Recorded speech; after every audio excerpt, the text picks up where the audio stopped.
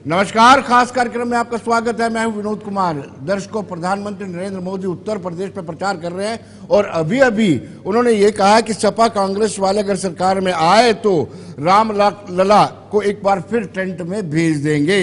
उन्होंने कहा कि मंदिर पर बुलडोजर चलवा देंगे। उन्होंने कहा कि अगर बुलडोजर चलवाना ही है, कहाँ और कैसे चलवाया जा सकता है, इसकी ट्यूशन आदित्य जोगीनाथ से की जानी चाहिए, यानी योगी आदित्यनाथ से की जानी चाहिए। उनका ये कहना है कि ट्यूशन ले लें। और दूसरी ओर हम जिस बात पर चर्चा करेंगे मुद्दे पर वो ये है कि गृहमंत्री अमित शाह 2 दिवसीय के दौरे पर जम्मू कश्मीर में थे और रवाना हो चुके हैं और उन्होंने अपने इस दौरे के दौरान कहीं ना कहीं सभी स्टेक होल्डर से मुलाकात की है और स्टेक होल्डर से मुलाकात करने के बाद आंकलन किया है कि क्या यहाँ पर विधानसभा के चुनाव हो सकते हैं या विधानसभा चुनाव से पहले अर्बन लोकल बॉडीज के या पंचायत के चुनाव हो सकते हैं। दूसरा, उन्होंने ये कहा कि परिवारवाद के उम्मीदवारों को हटाने के लिए जो दूसरे उम्मीदवार खड़े हैं उनका समर्थन किया जाए। इस पर चर्चा करेंगे। पहले बताते हैं कि प्रधानमंत्री नरेंद्र मोदी ने क्या कहा।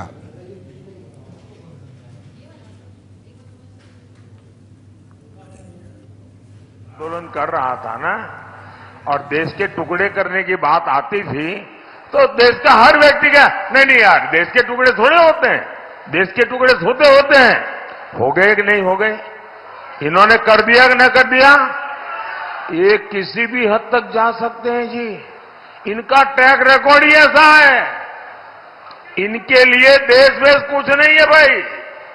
उनके लिए तो उनका परिवार और पावर, यही उनका खेल है। सपा कांग्रेस वाले सरकार में आए तो रामलला को फिर से टेंट में भेजेंगे और मंदिर पर बुलडोजर चलवा देंगे। क्या योगी जी से यही सीखना है क्या? अरे जरा योगी जी से ट्यूशन लो, बुलडोजर कहां चलाना कहां नहीं चलाना। तो दर्शकों, आपने देखा कि किस तरीके से प्रधानमंत्री नरेंद्र मोदी ने एक मरतबा फिर राम मंदिर का सहारा लिया है प्रचार के दौरान और साथ साथ उन्होंने कहा कि सपा और कांग्रेस अगर दोबारा सत्ता में आती हैं या सत्ता में आती हैं तो ये मंदिर पर बुलडोजर चलवा देंगे। और उन्होंने कहा कि योगी आदित्यनाथ से ट्यूशन लेनी होगी कि बुलडोजर कहां और कैसे चलाया जाता है। लेकिन गृहमंत्री अमित शाह के 2 दिवसीय दौरा चर्चा का विषय बना हुआ है कि आखिर उनका मकसद क्या था। अगर जानकारों की माने तो उनका ये कहना है कि वो आंकलन करना चाहते थे कि किस तरह की स्थितियां बनी हुई हैं। दूसरा, अमरनाथ यात्रा भी एक चर्चा का विषय बना है कि अमरनाथ यात्रा की तैयारियां कैसी थी। लेकिन उन्होंने सभी स्टेक होल्डर से बातचीत की। बड़ी बात यह है कि उन्होंने जो वादा किया था एससी और एसटी और पहाड़ी ट्राइब के साथ, उस वादे के मुताबिक उन्होंने एसटी का दर्जा पहाड़ी ट्राइब को दे दिया है। लेकिन इस वक्त पहाड़ी ट्राइब कितना भाजपा के साथ खड़ा है इसका आंकलन भी वो करना चाहते थे। हालांकि उन्होंने गुज्जर बकरवाल समुदाय से अलग बातचीत की और एसटी पहाड़ी जो है उनसे अलग मुलाकात की। मुलाकात में क्या रहा, इस पर ही हम चर्चा करेंगे। मेरे साथ चंद्रमोहन गुप्ता जी बैठे हुए। सर चंद्रमोहन जी, आपका स्वागत है। फॉर्मर मेयर हैं और बीजेपी के सीनियर नेता हैं। साहिल इस तरफ हैं, साहिल शर्मा कांग्रेस के प्रवक्ता हैं, फायरब्रांड लीडर इनको कहा जाता है, फायरब्रांड लीडर है, आपका भी स्वागत है।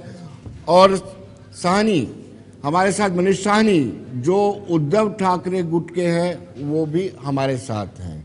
चंद्रमोहन जी, आप इस दौरे को किस तरीके से देखते हैं? जो 2 दिवसीय दौरा था, तूफानी दौरा माना जाएगा। आए शाम को 6 बजे के करीब आए और आज सुबह जल्दी रवाना हो गए। इस दौरे का आंकलन आप क्या करते हैं? देखिए, इस वक्त पूरे देश में चुनाव चल रहे हैं और जम्मू कश्मीर में भी पार्लियामेंट के चुनाव हो रहे हैं और उसके साथ साथ बहुत जल्द अमरनाथ यात्रा भी शुरू होने वाली है। उसके साथ साथ इंटरनल सिक्योरिटी जो है वो माननीय हमारे होम मिनिस्टर हैं, वो भी उनका दायित्व है। और अभी अभी कुपवाड़ा में, जोरी पुंछ में कहीं ना कहीं कोई ना कोई वारदात होती है और आने वाले समय में अनंतनाग और जोरी पुंछ के चुनाव हैं, 25 को 20 को बारामूला के चुनाव हैं। उनका सब दायित्व है इस सबको, अमरनाथ यात्रा को, इसको भी आकलन करने के लिए कहाँ कहाँ कोई कमी पेशी है। उन्होंने अपने जो चुनाव अभियान में से एक टाइम निकाल के 24 घंटे का 30 घंटे का निकाल के कश्मीर, खासकर जम्मू कश्मीर 370 हटने के बाद दोबारा वैसे हालात ना हो जो 370 हटने से पहले थे 19 के, उसके ऊपर उन्होंने पूरा आकलन किया। और आने वाले समय में मेन जो अमरनाथ यात्रा है वो यात्रा हमारी पहले से बेहतर, पहले से बढ़िया कैसे हो, वो सब पे उन्होंने जायजा लिया और सारा जायजा लेने के बाद आज वो दोबारा दिल्ली चले गए हैं। चलिए और जो साहिल उनका जी, साहिल जी बताते हैं। साहिल जी, आप इस दौरे को किस तरह से, इस दौरे का आंकलन करते हैं? धन्यवाद विनोद जी कि आपने बात रखने का मौका दिया। देखिए, देश के गृह मंत्री हैं और उनका अभी अभी जम्मू कश्मीर का जो है दौरा हुआ है। लोगों को बड़ी एक्सपेक्टेशन होती है जब कि दिल्ली से कोई इस तरह की बड़ी शख्सियत जो है, लेकिन एमसीसी लगा हुआ यहाँ पर इस यहाँ वक्त आती नहीं कुछ है। भी लेकिन उम्मीद देखिए होती है। अभी है जी, मॉडल कोड ऑफ कंडक्ट लगा हुआ इस वक्त नहीं उम्मीद हाँ, होती इस है। वक्त तो उम्मीद नहीं होती, लेकिन मॉडल कोड ऑफ कंडक्ट में ये जरूर होता है विनोद जी कि जब दिल्ली से कोई नेता आता है तो वो अपनी पार्टी का प्रचार करने के लिए आता है। लेकिन यहाँ जो है आज अमित शाह जी आए हैं, तो मुझे तो यही लग रहा है कि अमित शाह जी यहाँ आकर देख रहे हैं कि जिस बी टीम और सी टीम को वहाँ उतारा है उनका प्रदर्शन जो है वहाँ कैसा है, लोगों का रिस्पांस कैसा है। लेकिन ये जम्मू कश्मीर है, जम्मू कश्मीर के लोग जो है वो बड़े दानिशमंद लोग हैं। जम्मू कश्मीर के लोग जो है बड़ी सियासी समझ जो है वो रखते हैं। वो जानते हैं कि यहाँ जो कश्मीर में जो पार्टियां चुनाव लड़ रही हैं वो किसके इशारे पर है, कौन लोगों ने जो है उनको अपना चेहरा बनाकर, अपना मुखौटा बनाकर जो है वो कश्मीर में चुनाव उतारा है। विडंबना देखिए विनोद जी, आज से 1-2 महीने पहले आपको याद होगा कि यहाँ प्रधानमंत्री जी की रैली हुई थी और उस समय जो है बड़ा गुणगान किया गया था भारतीय जनता पार्टी के नेताओं द्वारा कि भैया 2 लाख लोग जो हैं वह कश्मीर की उस रैली में इकट्ठा हुए। बट विडंबना देखिए कि 2 लाख लोगों की रैली करने का दावा करने वाले लोगों को कश्मीर की 3 सीटों में 3 लोग जो है वो कैंडिडेट उतारने को नहीं मिले। और आज उन लोगों के पीछे छुपकर जो है ये लोग जो है वो जम्मू, क्योंकि लोगों ने ये कहते हैं कि 370 के बाद बड़ा काम हुआ। 370 के बाद जो है सही तबाही जो हुई जम्मू कश्मीर की वो 370 के बाद हुई। 370 तो महाराजा का दिया हुआ सुरक्षा कवच था और कश्मीर से भी ज्यादा वो सुरक्षा जो था वो जम्मू के लोगों को प्रदान करता था। आज आप देखें कि जम्मू के लोगों को अगर किसी ने दरबदर किया है तो वो इसी 370 टूटने के बाद इसी भारतीय जनता पार्टी के नेतृत्व में यहाँ की सरकार ने किया है। यहाँ का आप देखें कि यहाँ जो एक्साइज पॉलिसी लाई गई और शराब का जो सारा काम था वो बाहर के लोगों को चला गया। लैंड माफिया यहाँ एक नया उत्पन्न जो है वो यहाँ हो गया। यहाँ पर जो सैंड का जो एक नया माफिया उत्पन्न होकर बाहर से लोग आए वो सारा व्यापार भी जो था वो बाहर के लोगों को चला गया। मुझे आज भी याद है, मैं सांबा में एक जो है लोकल जो वहां पे रेत बजरी का काम करते थे उनका इंटरव्यू चल रहा था आप ही के चैनल में, एक छोटी सी बाइट हुई, मुझे आज भी याद है, मैं उनको देख रहा था, उनको सुन रहा था। उन्होंने कहा कि बाहर से लोग आए और अब हमारे सर के ऊपर जो है उन्होंने वो हथियार रखे और उन्होंने कहा कि इस बिजनेस से आप पीछे हट जाइए, इस बिजनेस में जो है वो अब हमारा जो है अधिकार है और हम यहां पर जो है काम करेंगे। और इसी तरह से जो सुरक्षा कवच जम्मू के लोगों को मिला हुआ था उसको तोड़ने का अगर किसी ने काम किया तो वो इस भारतीय जनता पार्टी ने जो है, और एक नया सिंडिकेट जो है वो इस जम्मू की धरती पर जो पैदा कर दिया। लेकिन जम्मू कश्मीर के लोग बड़े दानिशमंद हैं, बस समझ रहे हैं। आपको रोकूंगा, इस वक्त हमारे साथ RS Pathania farmer MLA Bharatiya Janata party के, वो भी जुड़ चुके हैं, उनसे जानना चाहेंगे। पठानिया साहब, आई एम ऑडिबल? बिल्कुल प्रॉपर आ रहा है मेरे ख्याल से। मेरा भी पठानिया साहब, आप मुझे सुन पा रहे हैं? जी जी, मैं आपको सुन पा रहा हूँ। मेरे ख्याल से मेरा आवाज भी आपके पास आ रहा है। जब तक पठानिया साहब नहीं जुड़ते हमारे साथ, हम बताते हैं कि उमर अब्दुल्ला ने गृह मंत्री अमित शाह के इस दौरे को लेकर के क्या रिएक्शन दिया, उनका रिएक्शन जानना भी जरूरी है, क्योंकि बारामूला सीट में कहीं ना कहीं किसी हद तक पहाड़ी ट्राइब्स जिनको एसटी का दर्जा दिया गया है वो भी एक डिसाइडिंग फैक्टर है। आइए देखते हैं उमर अब्दुल्ला ने क्या कहा है। जाना चाहिए। आने वाले जो असेंबली इंतखाबात हैं उनमें जमात इस्लामी उतरे और बढ़ चढ़ के हिस्सा ले। अभी तक तो बीच बीच में हम ये सुन रहे थे मुख्तलिफ इलेक्शनों में कि कहीं ना कहीं वो उम्मीदवारों की मदद करने की बात कर रहे थे। अब उनका अपना उम्मीदवार होगा, बढ़ चढ़ के हिस्सा ले। जहाँ तक होम मिनिस्टर के आने की बात है, आप लोगों को ये अजीब नहीं लगता कि जहां उनका कोई उम्मीदवार नहीं है, जहां वो इलेक्शन नहीं लड़ रहे, वहां कैंपेन छोड़ के 2 दिन के लिए होम मिनिस्टर साहब यहां आ रहे हैं? शायद ये इस बात का नतीजा है कि वो जान गए हैं कि श्रीनगर की सीट जो है वो आगा रुहुल्लाह साहब जीत गए हैं। अब वो किसी न किसी जो है इस कोशिश में लगे रहेंगे कि कहीं नेशनल कॉन्फ्रेंस को वो किस तरह नुकसान पहुंचा पाएंगे। लेकिन इंशाल्लाह लोगों का साथ हमारे साथ है और मैं उम्मीद कर रहा हूं कि बाकी जो 2 सीटें हैं अनंतनाग और बारामूला की, इनमें भी नेशनल कॉन्फ्रेंस जो है अच्छी कामयाबी हासिल करेगी। सर, इंजीनियर रशीद के जलसे को आप किस नजर से देख रहे हैं? जो इंजीनियर रशीद जोरों शोर से जलसे कर रहे हैं। लेकिन आप जलसा करने का तो हर किसी को हक है, बड़ी अच्छी बात है, करें जलसा। Will his candidacy be affecting you, sir? असर तो नहीं डालेगा, कहीं उनकी लहर आपकी पार्टी के ऊपर असर तो नहीं डालेगा? मुझे निकलने दीजिए, उसके बाद बात करेंगे। मुझे तो जहाँ तक लगता है फिलहाल जो हमारी असेसमेंट है कि मुझ पर असर करने से पहले मेरे खिलाफ जो तो दोस्तों, कोई माने ना माने, लेकिन सच्चाई ये है कि ये कश्मीर की तीनों सीटों का चुनाव बड़ा अहम है। इसको हर एक सियासी जमात बड़ी गंभीरता से ले रही है, और खासतौर पर भारतीय जनता पार्टी। हालांकि उनके कोई भी उम्मीदवार तीनों सीटों पर खड़ा नहीं है, लेकिन जरूरी है कि 5 अगस्त 2019 को जो फैसला लिया गया था, क्या उसको जनता इंडोर्स करती है या नकारती है। इसलिए सबका यहां पर तीनों सीटों पर ध्यान केंद्रित है। लेकिन मुझे चलता हूं सीधे पठानिया साहब के पास। पठानिया साहब, पठानिया साहब, आप मुझे सुन पा रहे हैं? I am audible? पठानिया साहब, आई एम ऑडिबल? आप मुझे सुन पा रहे हैं?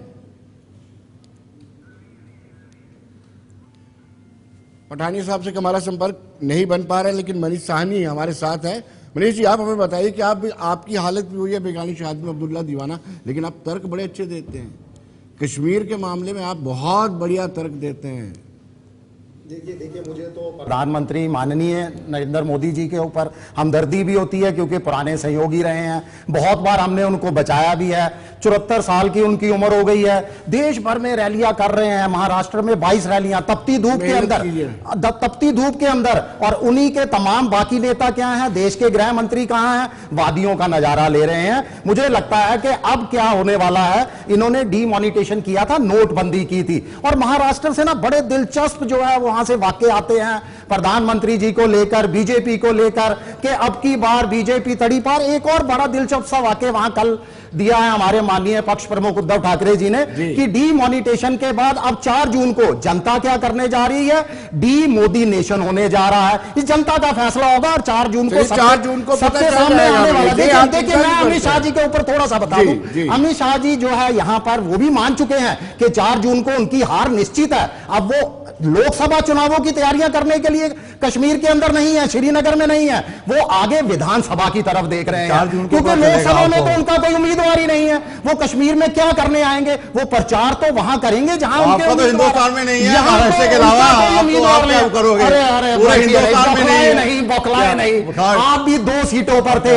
याद कीजिए, अपने गिरेबान में भी झांक कर देखिए, आपको शिवसेना ने अपने साथ बिठाया था। जिस थाली में आपने खाया उसी थाली में छेद ही नहीं, आपने तो थाली को तार तार करने की कोशिश की। मगर बीजेपी के साथ मिलकर माननीय उद्धव ठाकरे जी ने महाराष्ट्र को संभाला, आघाड़ी के साथ, पछाड़ी के साथ। आज फिर हम उस मुकाम पर हैं वही मुकाम नहीं है। महाराष्ट्र में 4 जून को आपको 4 सीटें मिलने वाली जिताएंगे, और इसकी शुरुआत महाराष्ट्र से होगी, ये भी तय है पूरी तरह से। जी, 4 जून को 4 सीटें नहीं मिलने वाली महाराष्ट्र में। देखिए मैं कहना चाहता हूं कि ये 4 जून की जो है वो बड़ी बात करते हैं। इतना कॉन्फिडेंस 4 जून को लेकर कहां से आ रहा है? वो कॉन्फिडेंस आ रहा है इलेक्शन कमीशन के डाटा से। वो कॉन्फिडेंस जो है वो निकल कर आ रहा है कि पहले फेज और सेकंड फेज, पहले फेज का एग्जैक्ट चुनावी जो डाटा था वो चुनाव आयोग ने जो है वो 11 दिन के बाद दिया। दूसरे फेज का जो डाटा था वो चुनाव आयोग ने 4 दिन के बाद दिया। और विडंबना देखिए, उस दिन शाम का डाटा और जो 11 दिन और 4 दिन के बाद डाटा आ रहा है, वह इलेक्शन कमीशन के डाटा में 6% की जो है वो बढ़ोतरी, यानी कि 2.25 करोड़ वोट जो है वो एक्स्ट्रा दिखाए जा रहे हैं। इसलिए पूरे देश के लोगों के मन में एक शक पैदा हो रहा है कि भारतीय जनता पार्टी जो है वो जनतंत्र का जो है अपमान कर रही है। और लेकिन मैं एक बात बता देना चाहता हूं हमारे बड़े वरिष्ठ यहाँ चंद्रमोहन गुप्ता जी, कि हिंदुस्तान की जनता की ताशीर में दबना नहीं है। हिंदुस्तान की जनता को जो है वो ज्यादा दबाया नहीं जा सकता। अगर आपने, मैं इलेक्शन कमीशन को भी कहना चाहता हूं कि अगर इस तरह से छेड़छाड़ हुई, इस तरह से जो लोगों का मत है उसके साथ छेड़छाड़ करने की कोशिश हुई, तो देश के अंदर जो हालात होंगे उसके लिए, देश के अंदर जो हालात होंगे, देश के अंदर जो हालात होंगे उसके लिए अगर कोई जिम्मेदार होगा तो वह इलेक्शन कमीशन जिम्मेदार होगा। एक ब्रेक के बाद रूपरेखा तो पहले तैयार करनी है ना, रूपरेखा तो पहले तैयार करनी है ना, कि पहले आके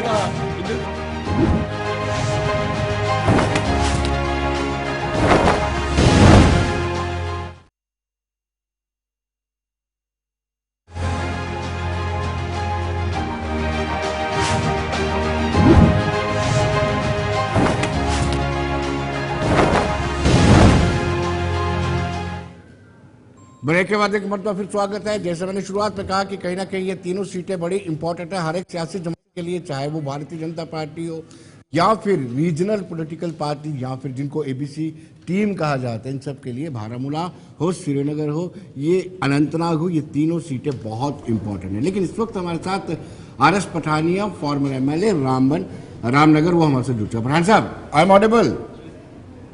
जी मेरे ख्याल से मेरा आवाज भी आ रहा है? जी, आपकी आवाज हमारे तक पहुंच रही है। कांग्रेस के प्रवक्ता हमारे साथ मौजूद हैं साहिल शर्मा। उनका ये आरोप है कि एबीसीडी टीम को सपोर्ट करने के लिए गृह मंत्री अमित शाह ने शॉर्ट नोटिस वाला दौरा किया है। क्या कहेंगे आप? जी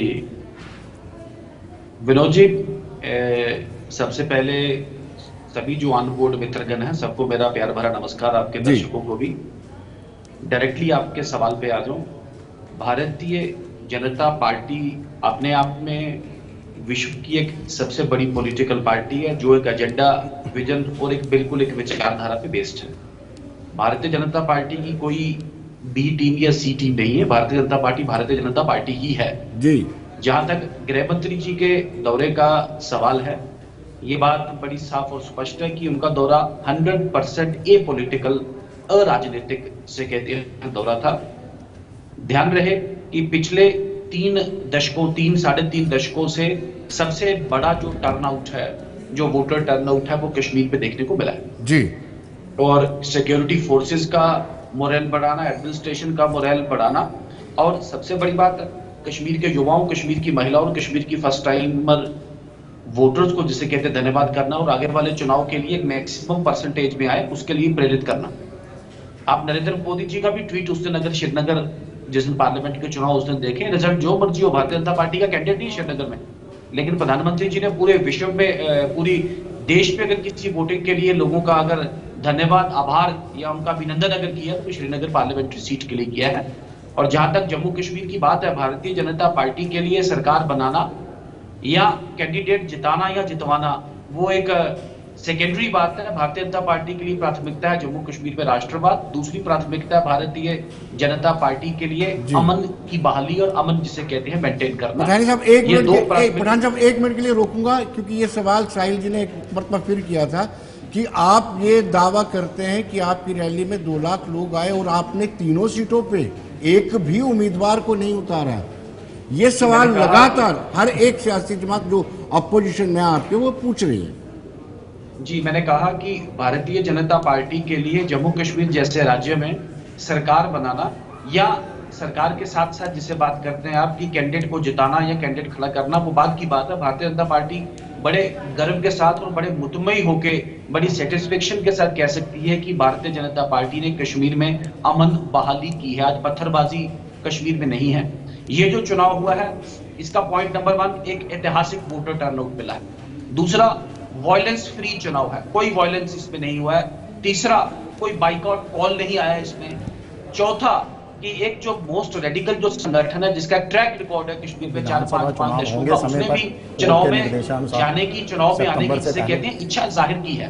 तो भारतीय जनता पार्टी सेटिस्फाइड है अपने इस जिसे कहते हैं आउटरीच के साथ, अपने इस डिविडेंड के साथ। ये इसी विषय में मैं आपसे बताना चाहता हूं कि इसको कोई लेफ्ट एंड राइट और कोई या सेंटर फॉरवर्ड या सेंटर बैकवर्ड करने की जरूरत नहीं है।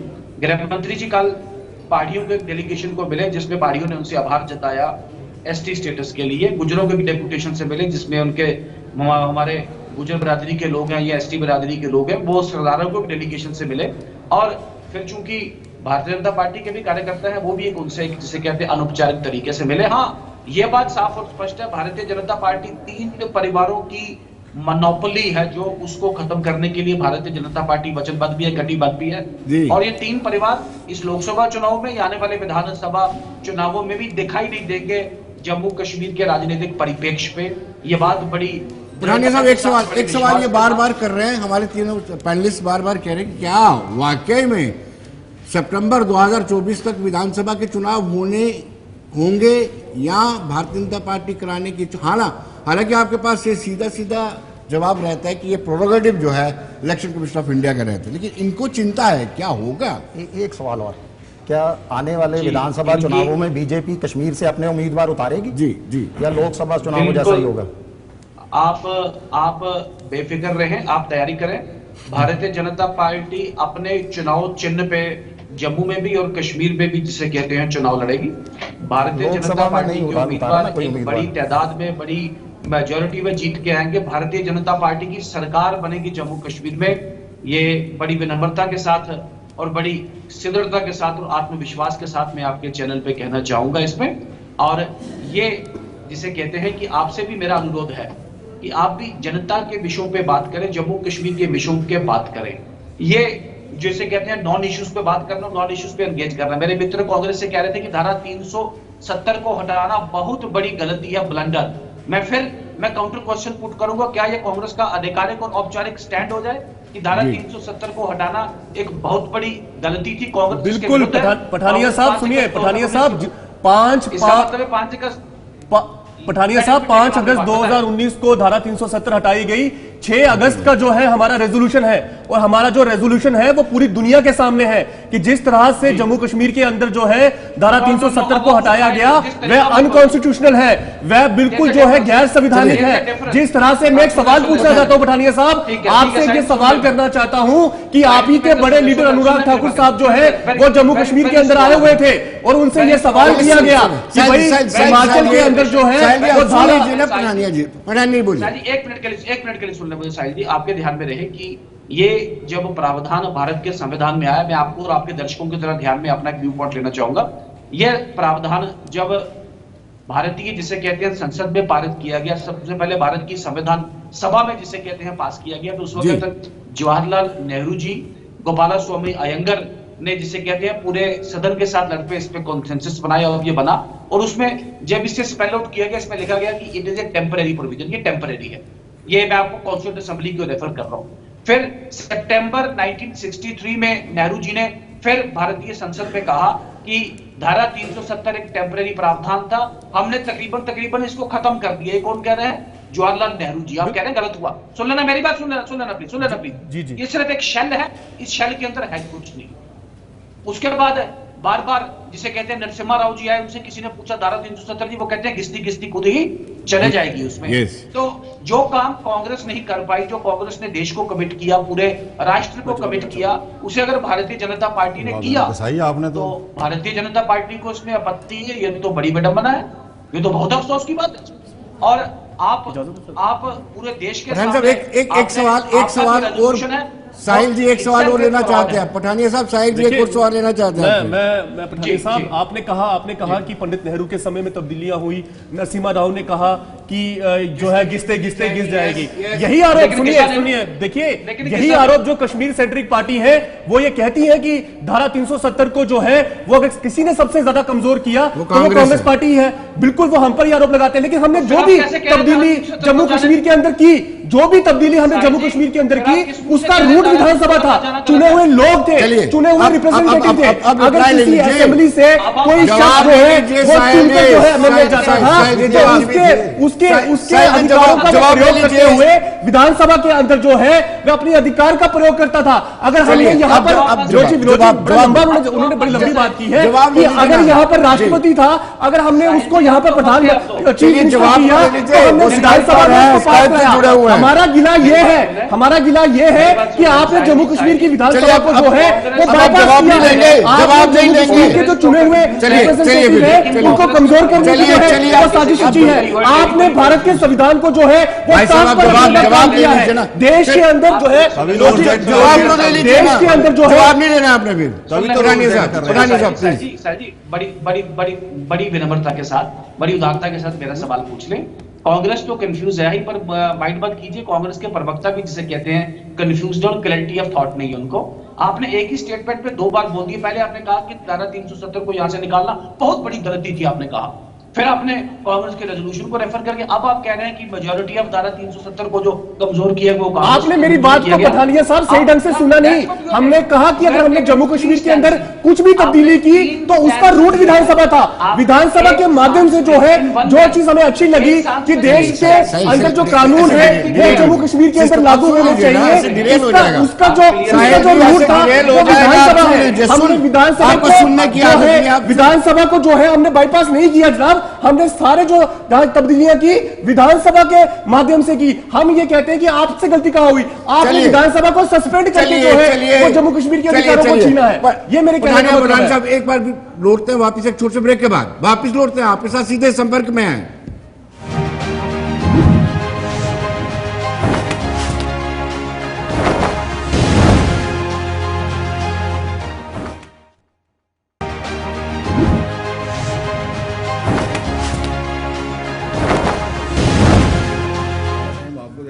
ब्रेक के बाद एक मरतबा फिर स्वागत है आपका और फिर हम सीधे आरएस पठानिया साहब के पास सीधे चलते हैं। पठानिया साहब, जो साहिब ने कहा है कि कांग्रेस पर यह आरोप लगता है कि सबसे ज्यादा डिल्यूट जो 370 को किया गया वो कांग्रेस ने किया, लेकिन रूट उन्होंने असेंबली को रखा था। आप पर यह आरोप है कि आपने रूट चेंज कर दिया। जी देखें, कांग्रेस को मैंने कहा कि एक क्लैरिटी ऑफ थॉट में तो है ही है, कमी है ही है, लेकिन मुझे लगता है कहीं ना कहीं कानूनी समझ में भी इनकी कमी है। सुप्रीम कोर्ट ने धारा 370 का जम्मू कश्मीर से जाना और उसकी पूरी प्रक्रिया पे एक बंच ऑफ जिसे कहते हैं पेटिशंस को एक सुनते हुए एक अपना फैसला उसमें सुनाया है, जिसमें उस प्रक्रिया को अपहोल्ड किया हुआ है। अब कांग्रेस को सुप्रीम कोर्ट पे यकीन नहीं, भारतीय जनता पार्टी पे यकीन नहीं, वो एक बात है, लेकिन सुप्रीम कोर्ट पे कांग्रेस को यकीन नहीं, वो कांग्रेस की ही विडंबना है, कांग्रेस की बेबसी है, कांग्रेस की बेकसी है। हमें तरस भी आता है इस पे, लेकिन मैंने कहा कि जो काम कांग्रेस नहीं कर पाई, जो कांग्रेस के शीर्ष नेतृत्व में जवाहरलाल नेहरू जी, उनसे बड़ा नेता कांग्रेस का है ना कोई, जो उन्होंने देश को कमिट किया, ये कर नहीं पाए। हमने अगर किया तो इनको कम से कम धन्यवाद देना चाहिए उसमें, ना कि एक डिफ्लेक्टिव स्टेटमेंट करके आपकी जमीनें चलेगी, आपकी नौकरी चलेगी। धारा 370 का फैसला बड़ा गलत था। आज भी बड़े जोर से जिसे कहते हैं कांग्रेस के प्रवक्ता इस विषय पे एक जिसे कहते हैं एक नया एक विवाद खड़ा करने के जिसे कहते हैं एक कगार पे थे। मैं आपको बता दूं कि जम्मू कश्मीर बदल चुका है, जम्मू कश्मीर का युवा बदल चुका है, जम्मू कश्मीर की महिला बदल चुकी है, जम्मू कश्मीर का फर्स्ट टाइम वोटर बदल चुका है, जम्मू कश्मीर का राजनीतिक परिप्रेक्ष्य बिल्कुल बदल चुका है। और जम्मू कश्मीर में जो एक सेपरेटिस्ट जो एक क्लिक थे, वो भी आज जम्मू कश्मीर में मुख्य धारा में आने के अभिलाषी हैं।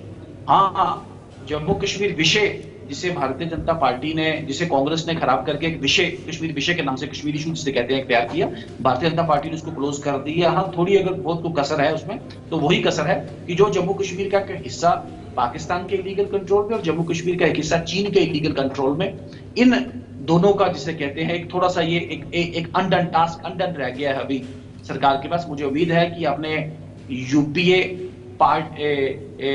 ने पार्ट 1 भी किया, यूपीए ने पार्ट 2 भी किया। फुल मेजॉरिटी वाली सरकार थी लेकिन कर नहीं पाए। एनडीए अपने पार्ट 3 में इस अनसेड जिसे कहते हैं सब्जेक्ट को, अनअचीव टारगेट को अचीव करेगा। जल्दी ये पीयूजे भी जम्मू कश्मीर का पार्ट होगा। ऐसे तो टूट अंग है, ऐसे तो पार्ट है, तो ये जम्मू कश्मीर का टूट अंग होगा। आप भी कृपा करके कंफ्यूज ना हो, लोगों की बात करें, देश की बात करें। मैंने कहा भारतीय जनता पार्टी के लिए राष्ट्रवाद सबसे इंपॉर्टेंट और पीस की बहाली। और सबसे बड़ी बात है कि वो जो लाल चौक पे रात को 12 बजे 1 बजे वो जो सेल्फी अपलोड करते हैं ना अपने उस पर ट्विटर पे, या जो वो जन्माष्टमी का जुलूस निकलता है, या मुहर्रम की जिसे कहते हैं एक जो पूरा प्रोसेशन कश्मीर के बाजारों से जाता है, वो कश्मीर के एक सुधरे हालात की जिसे कहते हैं गाथा बताते हैं। पूरी दुनिया में एक मैसेज है इसका। और कम से कम आपको भी लेट्स बी ऑनेस्ट, आपको भी इसमें कम से कम सरकार का धन्यवाद कर, पीडीपी ने तो कर दिया कि वी आर थैंकफुल की स्थिति सुधरी है, नेशनल कॉन्फ्रेंस ने भी कह दिया कि स्थिति सुधरी है, तो कांग्रेस भी कृपा करके कम से कम जो काम हमने किए नीतिगत और पॉलिसी मैटर्स पे आपने क्रिटिसिज्म करना चाहिए, वो आपका हक है, वो मैं आपको रोकूंगा भी नहीं, लेकिन कम से कम झूठ मत बोले, मिसलीड करने की राजनीति मत करें, लोगों की बात। पठानिया साहब सुनिए, आपने ये कहा, कृपा करके आप जरा रखें उसमें। पठानिया साहब देखिए, आपने ये कहा कि कानूनी समझ की बात की, हो सकता है कि हमारी जो कानूनी समझ है वो थोड़ी कम हो, लेकिन हमारी राजनीतिक समझ जो है वह बड़ी ज्यादा है। मुझे आज भी याद है कि 370 टूटने के बाद जो पहली नोटिफिकेशन आप बड़ा बखान कर रहे हैं कि जम्मू कश्मीर में धारा 370 टूटने के बाद यहां बड़े काम कर दिए। मुझे आज भी याद है कि जो पहली नोटिफिकेशन निकली थी उसमें 4th क्लास जो नौकरी थी, आप भारतीय जनता पार्टी वालों ने जम्मू कश्मीर के लोगों का स्टेटस 4th क्लास के नौकरी के बराबर समझा था और 4th क्लास नौकरी तक जो है आकर जम्मू कश्मीर के लोगों को रख दिया था।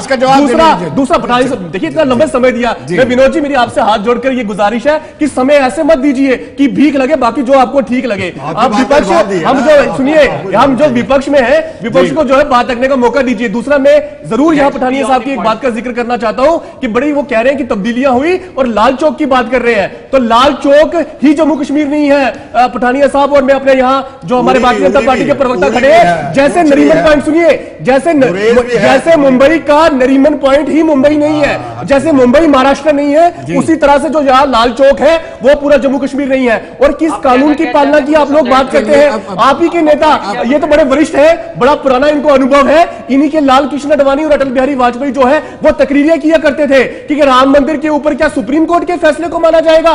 ये जो भावना है वो जन भावना है और जन भावना का जो है वो ख्याल रखा जाना चाहिए। इसी तरह से, और आज आप कहते हैं जो राम को लाया हम उनको लाएंगे। जम्मू कश्मीर में आपने ब्लंडर किए हैं और आप उस पार्टी का चेहरा है। मेयर साहब, मुझे तो आपको देखे कि आप जैसा बड़ा दानिशमंद व्यक्ति जो है इस गलत पार्टी में है, लेकिन फिर भी जम्मू कश्मीर के जो लोग हैं, जम्मू के लोगों ने जवाब दे दिया है और कश्मीर के लोग जो हैं वो आपको भी जो है वो तीनों सीटों पे जवाब देंगे। चलिए, आपको क्या लगता है? मुझे जरा एक जगह निकलना, अगर आपकी परमिशन हो तो। जी पठानिया साहब, मैं आपसे आगे चाहूंगा, मुझे जरा एक जगह निकलना कार्यक्रम के लिए। जी धन्यवाद, बहुत बहुत शुक्रिया आपका पठानिया साहब। लेकिन सवाल ये उठता है चंद्रमोहन जी, ये दिक्कत क्यों है पॉलिटिकल पार्टीज की? अगर कश्मीर में अमन होता है, पत्थरबाजी कम होती है, अलगाववादी समाप्त होता है, ये दिक्कत, ये चुपता क्यों है इनको? इनकी चौधराहट खत्म हो रही है। चौधराहट है ना, धीरे धीरे खत्म हो रही है। नहीं, आपकी चौधराहट खत्म हो रही है। को एक बात का जवाब, 370 से क्या हुआ? 370 था तो कश्मीरी माइग्रेंट हुआ, 370 के कारण कश्मीरी मणिपुर में कौन सा 370 था? मेरा हाथ जोड़ के आपसे एक गुजारिश है, नहीं, मुझे बताइए कि मणिपुर में हमारी महिलाओं को नग्न करके घुमाया गया। आप तो नहीं बोले ना, आप सुनिए, 370 के कारण ही ये नहीं कि अभी माइग्रेशन हुई 89 या 90 में, जब से देश आजाद हुआ 15 अगस्त 1947 के बाद धीरे धीरे 2 परिवार, 4 परिवार, 5 परिवार माइग्रेट करते गए कश्मीर से। ये 370 हटने का क्या फायदा हुआ? सबसे बड़ा फायदा हुआ, बड़ी बड़ी इंडस्ट्री है, IIT आया, एम्स आया। सुनिए अब क्या सर मेरी बात सुनिए, आप सुन लीजिए ना। मैं सुन लेता हूँ, ठीक है। मैं भी, हम भी सुन रहे हैं, ठीक है, आप भी सुनिए क्या क्या फायदे। ये लाइव है, लोग देख रहे हैं। जी, लोग जज है, जनता जनार्दन जो है डेमोक्रेसी में वही जज है, आप और हम जज नहीं है। तो ये फायदा हुआ है, बड़े बड़े जो इंस्टीट्यूशन है, पहले क्या है, जहां असेंबली से पास हो गया था, गवर्नमेंट ऑफ इंडिया का जो भी कानून था वो पहले जम्मू कश्मीर की असेंबली पास करती थी, फिर इम्प्लीमेंट होता था। तो वो ये जो जम्मू कश्मीर की जो असेंबली थी, असेंबली 5 सालों से असेंबली जो थी, असेंबली रहेगी ना, यहाँ पर कानून बनेगा। कानून कहाँ बनेगा? माननीय उपराज्यपाल जी के राजभवन में बैठ के बनेगा और सुबह जो है लोगों पर थोप दिया जाएगा, चाहे वो स्मार्ट मीटर हो, चाहे वो टोल प्लाजा हो, चाहे वो संपत्ति कर हो। असेंबली तो आपने खत्म कर दी, लोकतंत्र तो आपने खत्म कर दिया जम्मू कश्मीर। आप बताइए किस स्टेज पर जम्मू कश्मीर में लोकतंत्र 8% से पार्लियामेंट में 38% हो गई है। आगे देखो, सिक्के का दूसरा पहलू देखिए, 62% नहीं हुई, और ये जो 80% भी हुई है ना, ये जो ईवीएम में बंद हो चुकी है, अगर इसमें हेराफेरी नहीं हुई, अमन हुआ है, लोगों के मन में डर निकला है। ये अमित शाह जी जो आपने जम्मू कश्मीर के साथ किया, देखिए खुशहाल राज्य होता था हमारा, देश का ताज कहा जाता था। आज जनता निराश है, आज जनता अपने आप को कोस रही है। तभी पोलिंग हो रही है। कौन सा ऐसा दिन था जब जम्मू संभाग के लोगों ने बीजेपी को वोट दिया? आज आपको इस जनता की नजर आप बटोर चुके हैं। इसीलिए ये कश्मीर हावी में आपको कोई उम्मीदवार नहीं खड़ा करते। आपको कश्मीर में अमन से क्या दिक्कत है? देखिए बता कोई दीजिए। अमन नहीं है कश्मीर में, आप ये कर रहे खोखले हैं, दावे हैं। आप अगर PDP की कश्मीर में भाषा बोल अमन रहे हैं। होता आप तो PDP लक्ष्य का आप तय नहीं होती, PDP की लक्ष्य भाषा का बोल तय रहे हैं। नहीं होती। आज आप कश्मीर NC का की भाषा अंतर्गत बोल जो रहे है हैं, PDP की कठुआ, भाषा बोल रहे हैं। उधमपुर, रजौरी, पुंछ तमाम जम्मू के संभागों में फैल चुका है। और आतंकवाद को खत्म कीजिए, हम आपके खत्म साथ कर रहे हैं, हमको फैल कहते चुका हैं है, आप उसको पीओके खत्म को कर रहे हैं, खत्म जड़ से कीजिए, खत्म कर बयानबाजियां रहे हैं। बंद कीजिए, हम आपके साथ खड़े हैं। आपने धारा 370 सुनिए खत्म मनीष की, जी, पूरा 370 देश हो की गया। पार्टियां अगर आपके खिलाफ थी तो शिवसेना आपके साथ खड़ी थी। आज भी मगर खड़ी है, आज भी 370 हमारे के साथ ही बाद खड़ी, फिर आएगी बिल्कुल 4 जून आज के हम बाद। आपके साथ नहीं है। शिवसेना आपके के पास लिए कोई रास्ता नहीं मातोश्री है। के दरवाजे 4 बंद जून के हो बाद चुके फिर हैं। आएगी क्योंकि शिवसेना हम इधर ही। छल जब और 4 सीटें रह विश्वासघात जाएंगी वालों के साथ बिल्कुल नहीं खड़े होते। जब 4 जून के बाद 4 सीटें रह 4 जाएंगी, जून के खतरे को बाद होश 4 आएगी, जून वो को गलती हो गई हमसे, जनता का छोड़ के आ फिर चुका है आएंगे। मत डी मोदी मैंने बोला नेशन ना, होने वाला है। तीर 4 कमान जून से को मशाल पे मैंने आगे, पहले मशाल भी से फिर आपको किसी बता और दिया दिखे था। आओगे। 4 जून को बीजेपी अमन तड़ी हुआ है। पार होने वाली है। आने वाले समय में 4 जून को अगर ईवीएम में जैसे अभी कांग्रेस के प्रवक्ता कह रहे थे, मान लेते हैं आप इंडिया ब्लॉक का हिस्सा हैं, लेकिन क्या जो इंडिया ब्लॉक के बाकी सदस्य हैं जो वो कहते हैं उस पर आप अमल करोगे? क्या आप ड्यूल करेंसी की बात करोगे? क्या सेल्फ रूल चाहिए आपको? क्या वो रूल दोबारा से खोलना चाहते हो? यहां से नशा आता था, देखिए नशा तो आज आ रहा है, पहले कहाँ नशा आता था? नशा की खेप तो आज आ अदानी रही के है। बोर्ड से। रोहिंग्यास आज आ रहे हैं, अरे, जम्मू कश्मीर कौन में ला रहा है? बाहरी लोग आकर कौन ला रहा आज है? यहाँ पर क्योंकि अपराधी आज घटनाएं डिवोर्ड हो रहे हैं, वापस रोजाना जा रहे जो है हैं। अपराध होते बड़ा हैं। चढ़ा। महिला तस्करी कभी आज तक आज- जम्मू आज- कश्मीर महिलाओं पे ये अपमान नाम हो रहा नहीं है। सुना था हमारी किसी ने। महिलाएं बड़ी परेशान हैं। महिला आपके सशक्तिकरण की राज बात में करते थे, मगर आज अभी जम्मू वोट दे रही कश्मीर है में क्या हो रहा है? महिला। महिला सबसे तस्करी ज्यादा हो रही है। वोट ये भारतीय पहली जनता बार पार्टी सुना को हमने दे रही है जम्मू महिला। कश्मीर के लोगों ने ये चीजें बहुत सारा कभी नहीं नया सुनी थी। वोट दे रहा है। बेरोजगार युवा आज नशे का शिकार हो रहे हैं, नशा मुक्ति केंद्रों के अंदर नशा परोसा जा रहा है। ये तो जम्मू कश्मीर का हाल है, नौकरियां कहीं पर है नहीं। आपने जम्मू कश्मीर के लिए किया गया आप एक भी काम नौकरी बता सिर्फ ये नहीं दीजिए। होती, शायद ही सरकारी कहीं- शायद नौकरी ही होती है। कहीं बार बड़ी बड़ी बड़ा बात है, देश शायद का ही है। जम्मू कश्मीर और के यही शायद ही सारे कई हैं, बार ऐसा सब लगता है नौकरी कि आप स्टार्टअप स्टार्टअप में नौकरी है। आप ये किसी थोड़ी से ना बात- नौकरी आपको सुनिए, गवर्नमेंट जॉब क्रिटिसिज्म में बहुत नौकरी से होती कम है। क्रिटिसिज्म करते हैं, नहीं करते हैं। नहीं, ऐसा ही करते हैं। बताइए आप मुझे जो है आपको- एग्जांपल आपको- दीजिए। आपको ये बताइए लगता है कि एग्जांपल दीजिए। कश्मीर में कोई सुधार नहीं हुआ है। विनोद जी, इनके हाथ विनोद जी, रखा है, मुझे- बोला विनोद था। जी, विनोद जी मुझे 8% से। बताइए। मैं जवाब देना 30% चाहता बढ़ हूँ। गया। आप 2000 सुनिए सुनिए, मैं बताता हूँ कश्मीर में 40% था, 19% साली साहब मैं बताता हूँ कि आप कहते हैं कि कश्मीर में कुछ नहीं बदला। कश्मीर में जो है हमारे राज्य में जब पिछले 10 साल हमारा यहां कार्यकाल रहा तो हमने वहां पर एससी समाज के लोगों को रिजर्वेशन दिया। वो बच्चे यहां से उठे और वहां जाके नौकरी करने लगे, चुपचाप करके नौकरी करते थे, उन्हें कोई तंग नहीं करता था। कश्मीरी पंडितों को रिलीफ पैकेज के तहत हम नौकरी जो है वहां लगाने का काम किया। इन लोगों ने क्या किया? अब इन लोगों ने 370 के बाद सुनिए, इन लोगों ने सुनिए इन लोगों ने 370 के बाद कश्मीर फाइल्स लेकर आगे जिसमें प्रोपेगेंडा किया। धर्म के आधार पर 30 सालों में पहली बार हुआ कि धर्म के आधार पर स्कूलों में घुस के धर्म के आधार पर लोगों को टारगेट किया गया। 2022 का डाटा कहता है कि एक ही साल में 32 से ज्यादा जो जवान थे हमारे शहीद हुए। आप ही के सरकार का डाटा कहता है कि जो पुंछ रजौरी जिसको बिल्कुल आतंकवाद मुक्त घोषित कर दिया गया था वहां आतंकवाद जो है फिर जो है वो पैर पसार रहा है। और जो अभी कह रहे थे कि महिलाएं बड़ी सुरक्षित है, अरे चंद्रमोहन जी आपके मुंह से इस तरह की बातें जो है शोभा नहीं देती। आपकी लोकल कर्नाटका की यूनिट उसने लिखकर जो है आपकी सेंटर की लीडरशिप को दिया कि वो दरिंदा जिसने 1000 से ज्यादा महिलाओं का जो है रेप किया, आपके प्रधानमंत्री जो है जिसने 1000 से ज्यादा आपको पता था आपकी लोकल यूनिट थी। कश्मीर आपकी दिक्कत ये है क्योंकि मैं बताता हूं कि क्या दिक्कत है, क्योंकि वो एक तरफा मूवी थी, मूवी थी विनोद जी, उसमें हजारों मुसलमानों ने भी जो है वो आतंकवाद का शिकार हुए, लेकिन उस मूवी में कुछ ही दिखाया गया और उसी मूवी का जो असर था जिसमें हमारे लोगों को जो है मारा जा रहा है। और विनोद जी अपनी बात को खत्म करें कि लोकल यूनिट ने आपको पता है कि 1996 में जब गवर्नमेंट बनी तो गवर्नमेंट ने एक रेजोल्यूशन पास किया था। कांग्रेस के मुंह में दही क्यों आ गया था उस वक्त? उस रेजोल्यूशन में एक भी कश्मीरी पंडित जिसने शहादत दी थी उसका नाम नहीं था। आपके मुंह में दही क्यों आ गया था? विनोद जी सुनिए, आपने कहा 96 से तो हम पावर से बाहर हो गए, 96 से लेकर 2004 तक जो है हम देखिए आपकी बनाई हुई हुकूमत थी। कश्मीरी पंडितों को जो है चंदी लगी हमारे समय में। इनका कश्मीरी पंडितों का एक संगठन है। विनोद जी सुनिए, अरे आप जिम्मेदार हैं, आप जिम्मेदार हैं, आप उस सरकार का समर्थन कर रहे थे, आप क्या वीपी सिंह की सरकार का समर्थन नहीं कर रहे थे? बताइए मुझे, आपके 89 सांसद थे जब कश्मीरी पंडितों को निकाला गया, आपने जिस तरह 89 की बात कर रहे हो, जिस तरह से आजादी से पहले आप लोग जो थे वो मुस्लिम लीग के साथ हिंदुओं का कत्लेआम करा रहे थे, और उसी समय 89 में जो थे आपने कश्मीरी पंडितों को यहां से निकालने का पाप किया। आप जो है चंद्रमोहन जी, आप सारे पाप के भागीदार हैं, आपके जो हाथ है वो कश्मीरी पंडितों के खून से लगे हुए हैं, और ये जिम्मेदारी आपके ऊपर है। हमने कश्मीरी पंडितों को जो है, सुनिए, अरे सबसे बड़ा कश्मीर, अरे सुनिए, हमने कश्मीरी पंडित परिवार को, हमने कश्मीरी पंडित परिवार को कांग्रेस के टॉप पे रखा हुआ है। वो नेहरू गांधी परिवार जो है वो कांग्रेस के टॉप पर है, इसलिए आप चिंता मत कीजिए। मेरे सवाल का जवाब आपने क्या सवाल का जवाब देंगे? यूज किया 50 साल।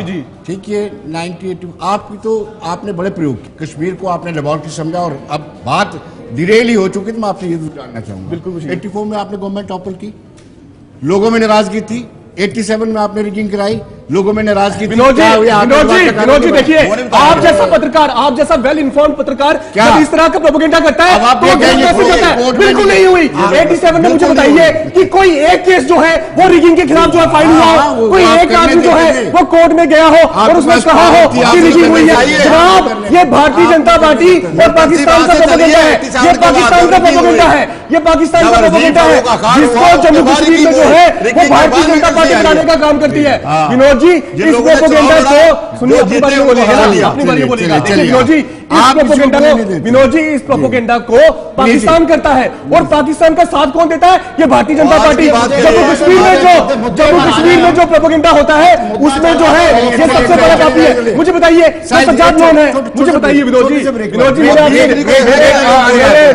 मिलते एक छोटे से ब्रेक के बाद मैंने आपसे गुजारिश की थी विनोद जी कि हमें समय ऐसे मत दीजिए।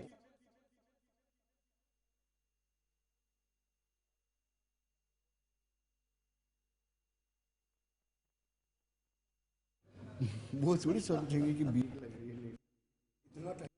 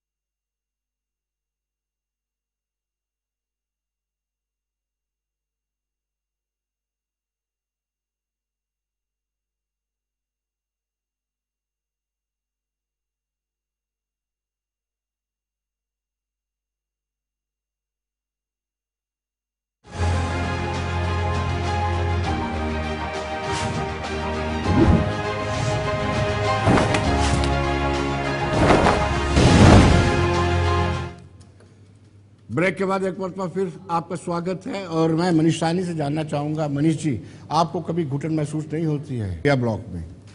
जो आपकी विचारधारा थी बिल्कुल विपरीत उसके आप जा रहे हो। कोई विपरीत नहीं है, बिल्कुल शिवसेना जहां भी खड़ी होती है छाती ठोक कर खड़ी होती है और छाती के साथ खड़ी होती है, कभी पीठ नहीं दिखाती, और कभी बीजेपी की तरह हम सत्ता की लालसा नहीं है। जितने साल हम बीजेपी के साथ रहे, ये बीजेपी के प्रवक्ता हैं, मुझे इतना बता दीजिए, आज तक कभी हमने सत्ता के लिए, आज तक कभी हमने सत्ता के लिए आपसे समर्थन वापिस लिया हो? नहीं लिया, क्योंकि आज तक लिया नहीं, आप बता भी नहीं सकते। हमेशा शिवसेना ने समर्थन दिया बीजेपी को, और यही हमारा दुर्भाग्य है। ये बार बार बीजेपी के प्रवक्ता कहते हैं ना कि वंदनीय बाला साहब ठाकरे जरूर दुख जता रहे होंगे, बिल्कुल दुख जता रहे होंगे। सवाल पूछा थोड़ा सा, कभी घुटन महसूस होती है? देखिए, घुटन लोगों के साथ आप मिलकर के बैठते हैं जो कहते हैं कि पाकिस्तान ने चूड़ियां नहीं पहन रखी हैं, जो कहते हैं कि रास्ते खोल दो सबके सब, जो कहते हैं कि उनके ड्यूअल साथ है। करेंसी होनी चाहिए। विनोद जी उनके साथ मैं जवाब देता हूं। देखिए, जब हम उनके साथ बैठे, जब हमने उनके साथ ऑल पार्टी मीटिंग की, हमेशा कॉमन मिनिमम प्रोग्राम पर की। ये लोग जो है जिन्होंने पीडीपी के साथ सरकार बनाई, 2.5 साल सरकार में रहे, जिनके प्रधानमंत्री जो है स्टेज पर चढ़ चढ़कर बोलते थे कि आज भी ये इनके प्रवक्ता भी कह रहे थे कि हमने मनीष जी, कश्मीर में से उन परिवारों को कि खत्म आज करना उसी है। को इंटरनेशनल बॉर्डर बोल दो, तो क्या उसके साथ आप सहमत हैं? फिर इस तरह के मुद्दे जब उठते हैं तो देखिए, आप हम उनके साथ भी नहीं जाना चाहते जिन्होंने चाइना की हिंदुस्तान की जमीन जो है वो चाइना को दे दी। लगातार जो है यहाँ पर पठानकोट में क्या की, आईएसआई के लोगों को यहाँ पर जो है सर्वे के लिए बुलाया। हम तो सबसे ज्यादा इधर आके फंसे हैं, जो आंखें बंद करके हमने 27 साल इनके ऊपर विश्वास किया और आखिर में क्या पाया? धोखा पाया। पीठ पर क्या किया इन्होंने? छुड़ा धोखा। आपने जो है सत्ता बनाने के लिए किसी के साथ भी जा सकते हैं। शिवसेना को तोड़ना शुरू कर दिया। आप जो सनातन को डेंगू और मलेरिया कहते हैं, उनके साथ कंधा मिला करके सरकार बनाना चाहते हैं। देखिए, बिल्कुल ये नहीं, सत्ता की बिल्कुल दोनों नहीं, का नहीं है, नहीं क्या है? है। शिवसेना प्रकाश की का है। नहीं है कि आज संघर्ष तक का हमने प्रयास कभी करें, अपनी अपनी विचारधारा के विचारधारा साथ के कंप्रोमाइज साथ नहीं किया। इस इलेक्शन में जेडीएस के राष्ट्रपति साथ वोट कौन नहीं खड़े देंगे थे? इनको। जेडीएस के साथ कौन खड़े थे? प्रधानमंत्री जी खड़े थे। यहाँ मुझे गद्दारों बताइए, के साथ कौन खड़े थे? सनातन को प्रधानमंत्री डेंगू- आप खड़े थे। सनातन को डेंगू कहने वाले के साथ खड़े हो ना? 77,000 करोड़ के घोटाले वालों के साथ कौन खड़े थे? प्रधानमंत्री जी खड़े थे। प्रभु श्री राम का वहां ये कर रहे थे प्राण प्रतिष्ठा समारोह। हाल ही के आकर चारों शंकराचार्यों ने बाहर आकर कहा है कि प्राण प्रतिष्ठा समारोह भी जो है दोबारा होगा। और ये कब होगा? 4 जून के बाद होगा। बीजेपी को जनता टाटा कहने लगी। ये मूर्ति हटा के दूसरा लगाएंगे। शिवसेना की बात है, देखिए शिवसेना की जहां तक बात है, हवाएं भी जो है शिवसेना से पूछकर अपना रुख बदलती है। जमाने में किसी में ताकत नहीं कि शिवसेना को जो है वो खत्म कर सके। ये प्रधानमंत्री को अपने दिल से जो है ये वहम निकाल बाला साहब देख रहे हैं ठाकरे साहब ऊपर से, मैं क्या लेके गया, ये कहाँ चल रहे हैं शिवसेना ने ही हमारे वहां पर आकर बचाया है। बाला साहब देख रहे हैं उनकी आत्मा को क्या हो रहा है। होने के लिए वो आज आपके तमाम अपने जो वहां मतलब मैं तो कोट छोड़ गया, कबूल बन गए हो, क्या बात करते हो? हमारे दरवाजे जो है आपके लिए 4 जून के बाद आपको पता चलेगा। मैं कुछ कहना चाहता हूं नोजी, ये देखिए, ये कल की अखबार की हेडलाइन है और मैं आपके इस सबसे बड़ा जो नेटवर्क है जम्मू कश्मीर का, इसके माध्यम से जम्मू की आवाम को भी, क्योंकि देश की आवाम ने देख लिया, मैं जम्मू की आवाम को भी ये दिखाना चाहता हूं कि 25,000 करोड़ के बैंक घोटाले में अजीत पवार और उसकी पत्नी को क्लीन चिट, बिल्कुल बहुत क्लीन चिटें कहां मिल रही है? कोर्ट की बात कोर्ट में करो भैया, आप थोड़ी दे रहे हैं। आपकी सरकार की एजेंसी, कोर्ट का काम, एजेंसी अगर सुप्रीम कोर्ट सरकार की, और सुनिए एक तगमा और लगा दो इनके ऊपर, क्योंकि ये तगमे लेना चाहते हैं 4 जून तक। आप जो मर्जी कहते रहो, कहने से कुछ नहीं होना। चुनाव आयोग ने आचार संहिता का इनके शासनकाल में सबसे चुनाव ज्यादा आयोग अपना काम कर रहा है। 4,22,475 सुप्रीम कोर्ट अपना काम कर रहा है। कंप्लेंट आचार संहिता के उल्लंघन की, और उसमें से 50% से ज्यादा कंप्लेंट जो है वो बीजेपी के नेताओं अच्छा के है, खिलाफ है। पहली बार ऐसा हो रहा है। कांग्रेस के नाम पे शुरू होता था, आज डेमोक्रेसी है, हर आपको राइट है। अच्छी बात है ना, अच्छी बात है, चुनाव आयोग अच्छे से काम कर रहे हैं। पहली मरतबा अरे प्राइम शिकायतें हैं, मिनिस्टर लोगों की प्राइम शिकायतें मिनिस्टर हैं। को भी नोटिस भेजा नोटिस गया।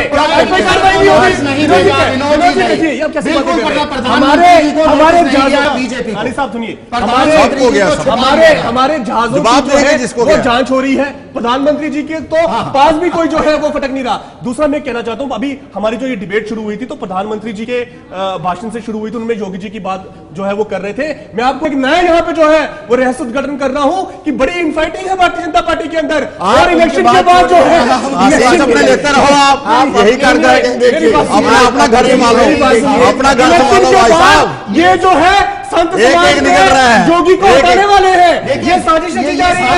मैं बता रहा हूँ विनोद जी आपको कि बड़ा जो है वो साजिश कर पा रहे हैं, अपने इसका रिकॉर्ड है, पार्टी को तोड़ने का काम करते हैं। साहिल जी, मुझे ये भी शक है, ना जाने बोलने का, मुझे ये भी लगता है ना जाने कल आप भी हमारी तरफ आ जाओ, ऐसे भी हालात बन जाए, आप बोलेंगे छोड़ो इसको, देखिए इस पार्टी में कुछ हम विचारधारा की राजनीति कर रहे हैं, जोड़ने वाले हैं, हम घर से निकले हैं, हम जोड़ने वाले हैं, खून है, हम जोड़ने वाले हैं, तोड़ने वाले हैं, हमने जोड़ा पूरे देश को, पूरे विश्व को जोड़ रहे हैं, वो कोई अभी पूरे विश्व को जोड़ रहे हैं, वन फैमिली वन अर्थ पे चल रहे हैं हम लोग। मेरी बातों सुन लीजिए, आपने एक बात कही मेरे को लेकर, मैं आपको ये कहना चाहता हूं, हम वन फैमिली वन अर्थ की बात कर रहे हैं। मैं आपको एक बात कहना चाहता हूं कि अभी तो मेरी राजनीति की शुरुआत है, दूसरा अभी मैं बड़ा साफ सुथरा हूं, अभी मेरे ऊपर जो है कोई इस तरह का जो है बड़ा भारी कोई नहीं घोटाले कह का रहे, आरोप नहीं है। हम अच्छे से रहे हैं। सुनिए माली क्या करता है, माली बाद में अच्छे से बोल लाता है, हम जोड़ रहे हैं। जी मैंने अभी तक किसी महिला के साथ छेड़छाड़ भी नहीं की है कि जो मेरे ऊपर किसी महिला के साथ छेड़छाड़ का आरोप हो। मैंने कोई घोटाला भी नहीं किया है, इसलिए अभी मुझे आपके पास आने की जो है कोई जरूरत नहीं है। और दूसरा यह है कि मैं पूरी कोशिश करूंगा कि मैं ऐसे के दूर रहूं जिन केसों के आधार पर आप जो है पहुंच कर सके। देखिए मैं फिर मुद्दों पे आऊंगा। देश जो है वो आपको देख रहा है। आपने जो है पिछले 10 साल में बड़ा मैस क्रिएट किया है, जम्मू कश्मीर के अंदर बड़ा मैस क्रिएट किया हुआ है, जिसका जो जवाब है वो आने वाले समय में देगा। आप योगी जी के खिलाफ भी साजिश रच रहे हैं। आपने जिस तरह शिवराज सिंह चौहान को हटाया, आपने जिस तरह वसुंधरा राजे को हटाया, इसी तरह से जो है वो योगी के खिलाफ भी एक साजिश कर रही है। जनता जाग चुकी है भैया, बोली बातों में नहीं आती है, बातों में आती है। वोटर बहुत, आज आप जैसा नौजवान वोटर आ गया है, इंस्टाग्राम पे है चलिए जो न्यू वोटर है उसके बल माननीय देश के खत्म हो गया मंत्री जी कश्मीर में क्या करने के लिए आए थे? देश में चुनाव चल रहे हैं, मैंने बताया, पहले ही बताया, लोकसभा के नहीं आ चुनाव सकते चल क्या रहे वो, हैं। क्या नहीं आ सकते वो चुनावों की तैयारियां जम्मू कश्मीर के अंदर, जम्मू कश्मीर के अंदर की तैयारियां थी। आगे आगे अमरनाथ यात्रा आ रही है, अमरनाथ यात्रा आ रही है, वो भी हर जगह जा रहे हैं, पूरी तैयारी इंटरनेशनल स्कूटी के लिए आ रही है। वो आने वाले समय में नजारे रोटी पात की जो है रोटी 3-3 रैली कर रही है। देखिए बहुत मेहनत कर रहे हैं प्रधानमंत्री जी। हार का देश में जम्मू कश्मीर भी देश का हिस्सा भैया, दिल्ली भी देश का हिस्सा। उनको जैसे महाराष्ट्र में उनको कंट्रोल कर रहा है, यहाँ भी कर रहा है। अब चिंता मत करो। कश्मीर में जो है विधानसभा चुनावों की तैयारियों में लग गया, क्या माजरा? ये आपको पता था, कोई वहां उम्मीदवार तो आपको उम्मीदवार है हमारा जम्मू कश्मीर में, हम 2 सीटों पे जीते हैं, हम आगे भी चलेंगे। साहिल जी, नाना पटोले चाहते हैं कि मंदिर का शुद्धिकरण हो, क्या नाना पटोले ये भी चाहेंगे कि मणिशंकर अय्यर, सैम पित्रोदा, स्वामी उनका भी शुद्धिकरण होना चाहिए? वो पाकिस्तान मैं आपके चैनल के माध्यम से विनोद जी का जवाब दूंगा। विनोद जी बड़े वरिष्ठ जो है एंकर हैं।